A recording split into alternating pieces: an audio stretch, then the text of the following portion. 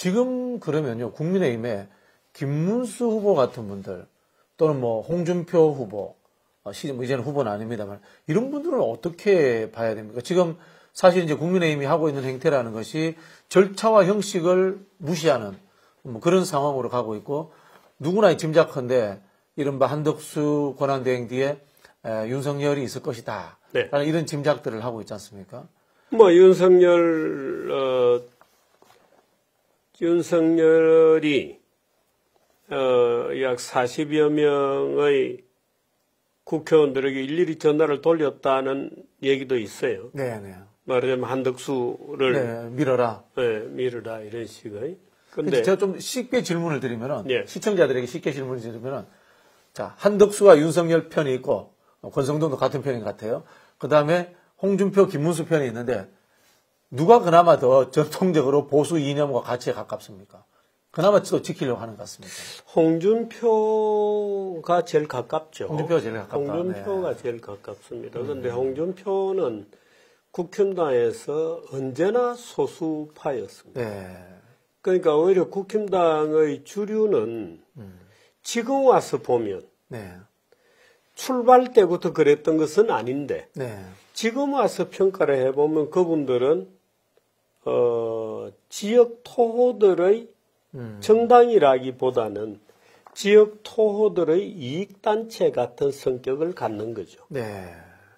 그러면 그런 그룹이 형성이 되기, 예를 들어서만, 제가 볼 때는 한 20년 이상 그런 그룹이 형성이 쭉 되어 왔다고 보는데, 처음부터 그런 의지를 갖고 있었던 것은 아니에요. 네. 근데 쭉 정치의 이거 역동적인 과정 속에서 계속 부대끼면서 어떻든 지금에 와서 보니까 그런 결론에 와 있는 거죠. 그러니까 지역 토호들의 이권단체 같은 성격을 갖는 정당으로 어느덧 퇴행해버렸네요. 퇴행한 겁니다. 그러니까 정상적인 보수를 빌드업하는데 완전히 실패한 겁니다. 네. 근데 그러니까 홍준표 같은 경우에는 그나마 거의 뭐 혼자 움직이는 분이고 또 이 집단 속에 말하자면 잘 융화가 안 된 분이에요. 그 오히려 소수로 지내다 보니까 보수의 기본 구조는 유지하고 있는 분이고. 그러나 홍준표 후보의 생각은 약간 썩 그렇게 열심히 공부를 해서 현대 한국을 완전히 이해한다고는 잘 안 보입니다만은 그러나 더 거기 와 있고. 이 김문수 씨는 약간 독특합니다. 약간 독특해서 지난 특히 수년 동안에 건 한 10년 가까이 야인 생활을 했기 때문에 그 야인 생활을 하면서 소위 이 길거리 보수, 태극기 보수에 굉장히 싱크로나이저 되어 있는 그런 분으로 바뀌었어요. 그러니까 우리가 알고 있는 비교적 어떻든 뭐 리버럴리즘이라는 것은 뭐 현대 진보냐 보수냐를 떠나서 큰 하나의 이제 큰 흐름을 갖는 거고 거기 기초에 있습니다만은 그런 흐름 위에 있는 분은 아닌 것 같아요. 오히려 틀딱들에 굉장히 가까워져 있다. 그래서 약간 울트라적 성격을 갖는 거다. 그래서 오늘도 제가 그런 얘기를 했습니다만은. 극단적으로 표현하면 뭐 전체주의에 가까워진 뭐 이런 식으로 봐야 되겠네요. 전체주의라고 그분은 인식은 하지는 않을 겁니다. 본인 인식은 하지 않는데. 네. 근데 우리가 걱정하는 것은 이런 거죠. 우선 김문수가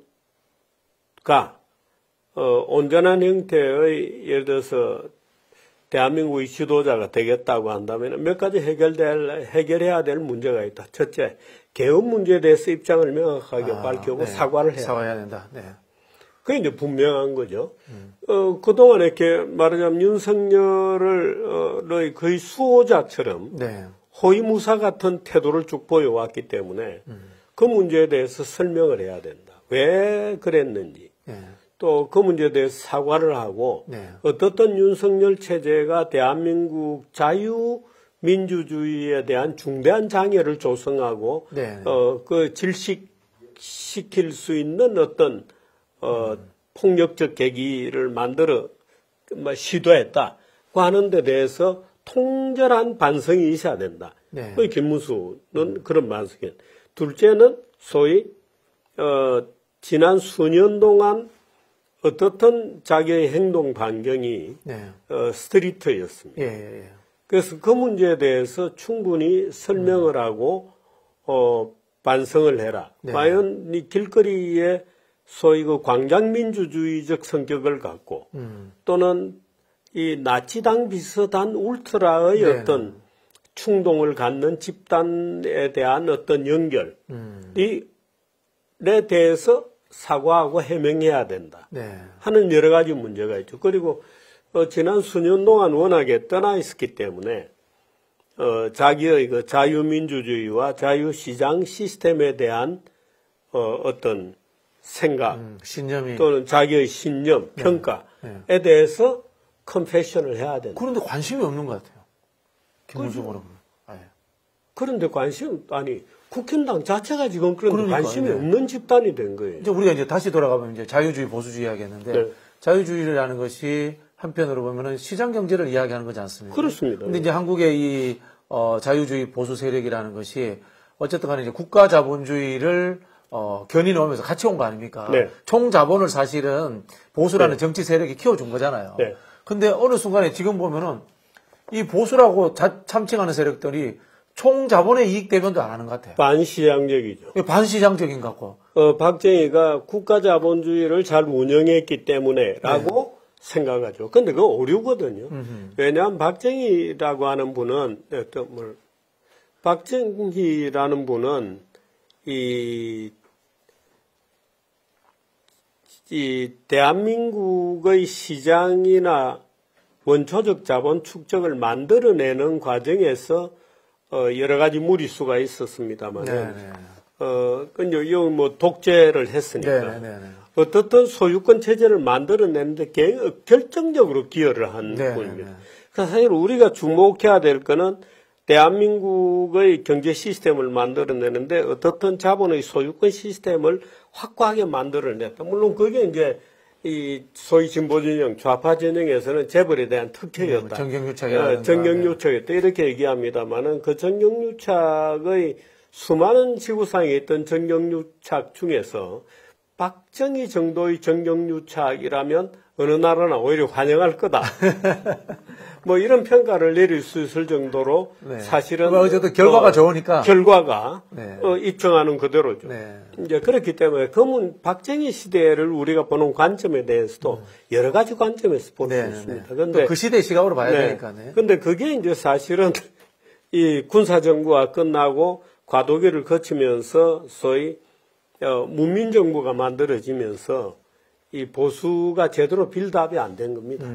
그리고 박근혜가 탄핵되고 하는 과정 속에서 보수가 골방으로 계속 골방으로만 밀려 들어가는 글로벌 스탠다드 자본주의에 이제 못 들어온 거네요. 따라오지 못한 거네요. 그래서 자본을 따라오지 못한 거네요. 보수가. 그래서 그 일부가 오히려 그 트럼프 같은 독특한 그 어떤 극단적 형태에 오히려 동조하게 되고 그래서 이제 기독교 세력을 파고 기독교 세력들이 오히려 길거리로 막 튀어나오고 그 골방에 가서 기도를 하는 게 원래 기독교인데 오히려 길거리로 막 튀어나왔죠. 그래서 그들이 미국의 트럼프에 오히려 싱크로나이즈 되고 그 이상한 행태가 막 보이는 거죠. 저 같은 진보들은 이런 이야기도 합니다. 사실은 한국이 선진국이 되는데 경제 발전은 진보 정권이 상대적으로 더 기업 친화적으로 해줬다. 뭐 김대중 정권 시절에 IT 문제도 있고요. 그다음에 뭐 노무현 정부도 FTA라든가 엄청 이 개방성을 가지고 신자유주의에 완전 정면으로 들어가 줬지 않습니까? 그 이런 거죠. 노무현 대통령 때 그때 FTA를 했잖아요.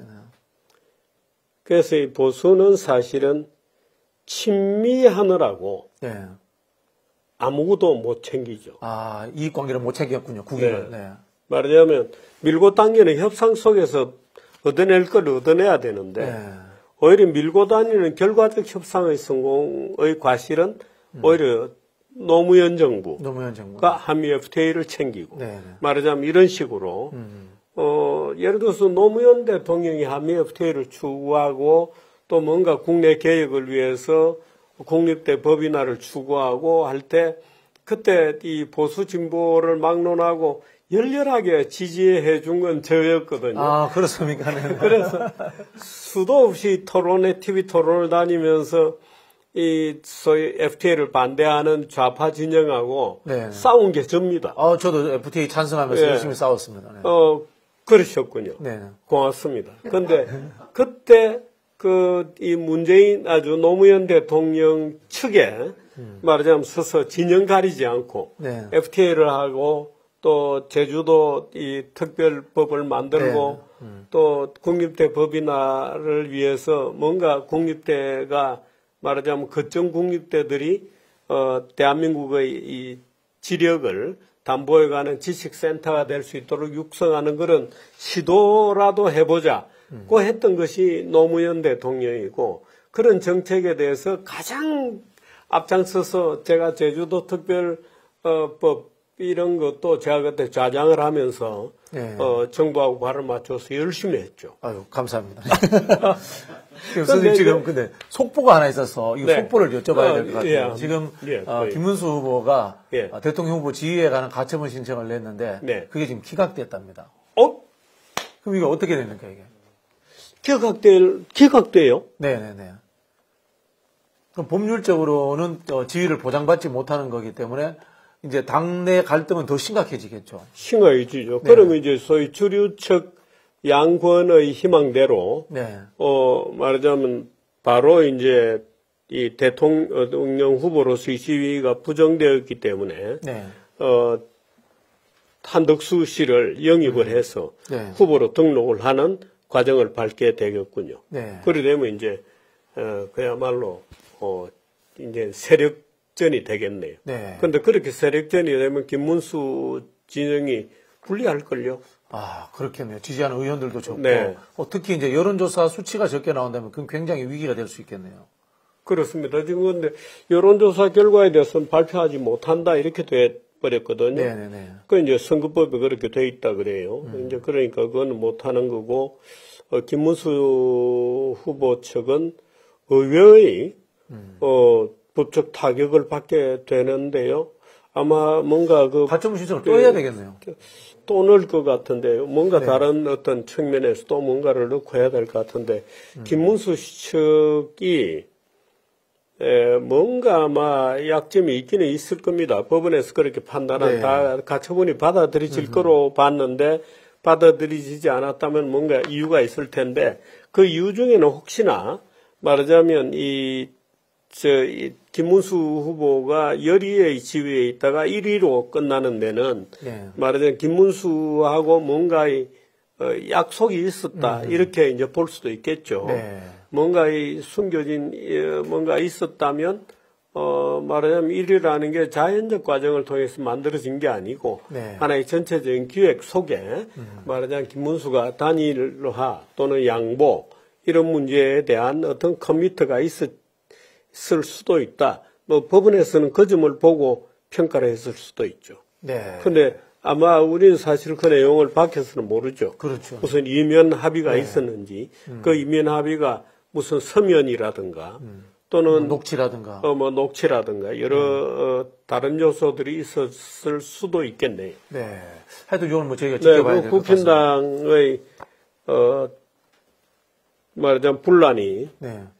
심해지고 또는 이 탈당 사태가 이어지거나 뭐 여러 가지 변화들이 또 액션들이 있겠네요. 네.